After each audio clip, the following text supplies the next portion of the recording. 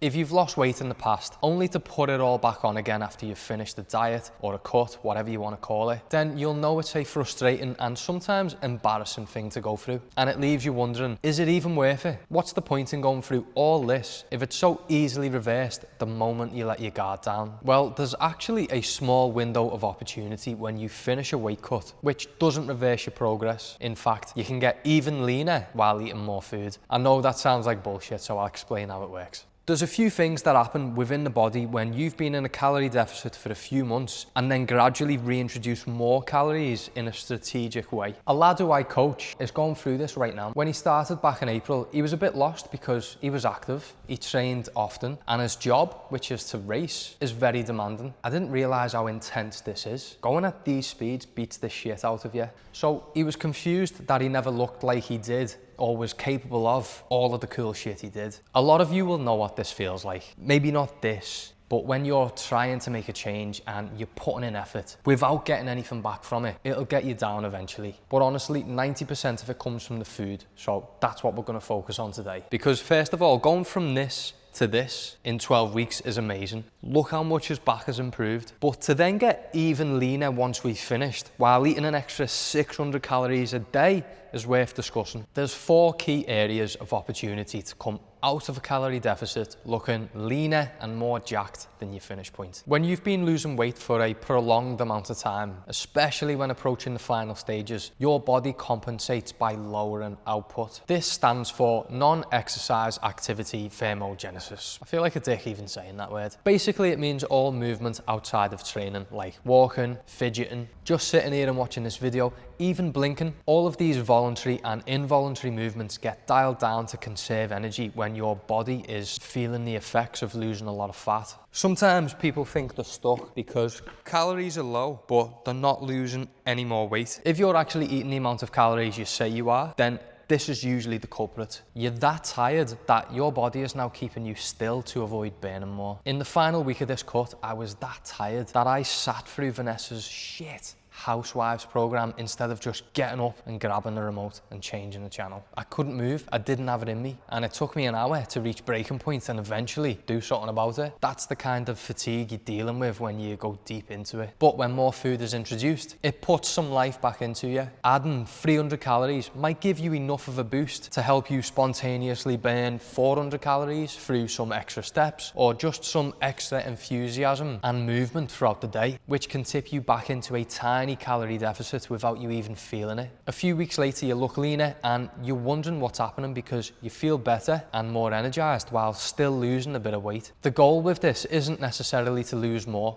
Once you finish a diet, you should at least look to maintain or go up a few kg. Staying full shred year round is a bad idea for most of us. I'll run you through my experience with it later. Another way this can impact you is through the training side of things. When your body's been pulling energy from its own stores because you're not giving it enough, eventually performance in the gym is going to take a hit. If someone's in their final stretch of the cut and they're telling me they're still hitting PBs, I'm suspicious because you shouldn't be performing all that well. It's normal to feel weaker and run out of steam earlier in your sets. But when you reintroduce more calories, mainly from carbs in this initial phase of reversing out the diet, it helps you bring some intensity back into training. This bump in intensity from extra food does a few things. It refills muscle glycogen, which is broken down from the carbs you eat and stored in the muscle. This makes you look and feel fuller rather than flat. Flat is when your t-shirts are hanging off you and you're feeling pathetic. It's just temporary though. It also helps you recover better between sessions. This can support an increase in overall training volume, which is essential for hypertrophy. When you've got all of these things happening, it can improve your physique even further. So finishing a fat loss phase is just the start of more progress, really. You've just got to be deliberate in your approach and map out a new plan.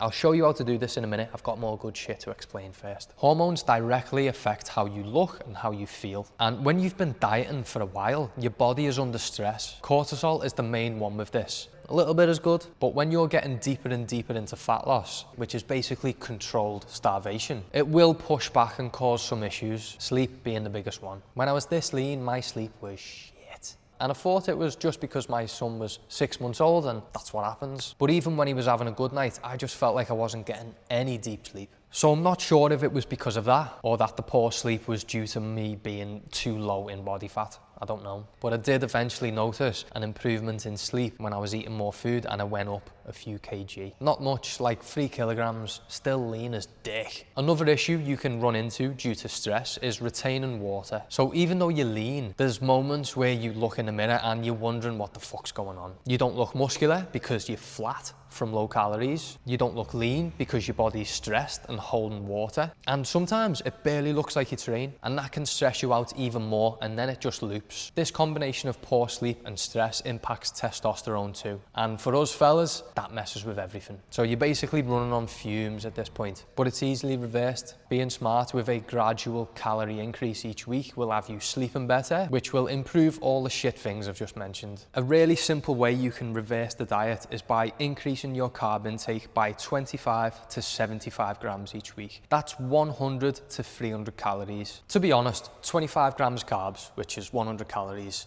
is nothing. If you've just finished your weight cut, that isn't going to satisfy you. It's not going to cut it. So I'd start on the higher end of the increase and get lower with the increments the more weeks you get into it. What you're doing here is playing the long game. So keep weighing yourself every day and look where it trends over the course of a month, because you're gathering important data where you'll learn how your body is responding to extra food. Ideally, you'll get to a point where just maintaining your body weight involves you eating a decent amount of calories. I was having 400 grams of carbs a day here and maintaining this body weight and body fat. That's a good day of eating, by the way. You've got room for pasta, loads of nice bread, sugary snacks, loads of fruit. It feels like you're eating a lot. It is a lot. And it's a decent position to be in, but it takes you holding on to those habits of tracking and weighing and just staying on it. It doesn't just have to come from carbs as well, by the way. When you're carved out, but you're still losing or maintaining, but you want to pack on more size, then just increase the fats. You've got to be more reserved with the fats though, because they're more calorie dense at 9 calories per gram rather than 4 calories per gram of your carbs. So depending on your goal, whether you're happy to stay around your leanest shape or maybe 3 or 4 kg above your leanest shape, or whether you want to start getting considerably more dense and strong and you want to move some big weights and get fucking huge, then you can play around with these bumps in calories and see how you feel. Nutrient partitioning is just where your food goes. Does it get stored as fat, or is it going to be used to build muscle and fuel recovery? When your body's in a good place, training well, sleeping, low stress because you're not in such a big deficit no more, then it tends to send more nutrients to the muscles. So when you come out of a diet and you've made some big changes, your body is highly responsive to nutrients. It will be in a much better position to store carbs especially, which get broken down into glycogen. We don't need to go all sciencey again, just think of carbs going into the muscle. When this happens and your body is more effective at sending nutrients into the muscle like this, you get to put it to use in training. That's when we can lift with some fucking intensity and do some manly stuff. This helps you fill out and look more muscular without gaining a load of fat. So finishing a fat loss phase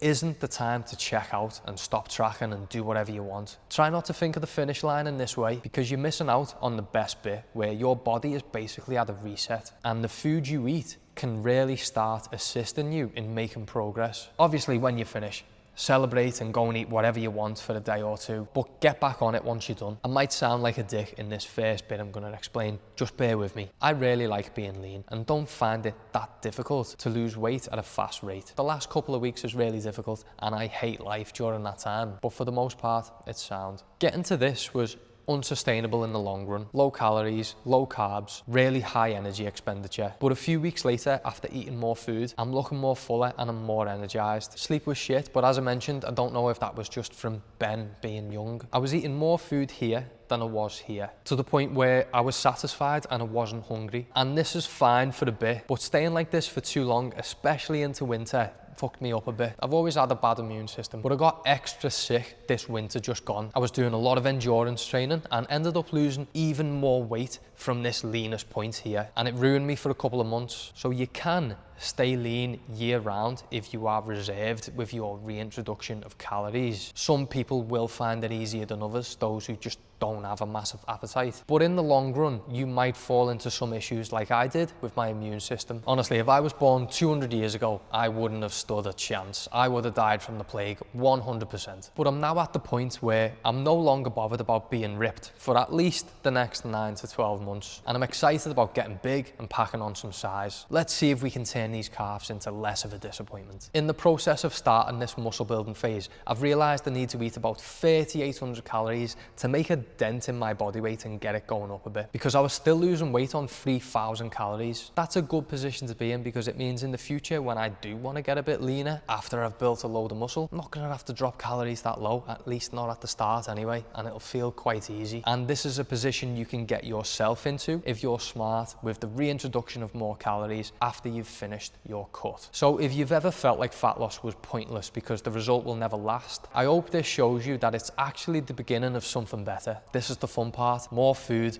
big workouts, better sleep, and looking big and lean while you're doing it. The key is being intentional, just like you were in the fat loss phase. Follow those steps and you'll be in shape for the rest of your life. If you want to learn how to transform your back, watch this video next. Right, I'm starving. That'll do for today. See you later.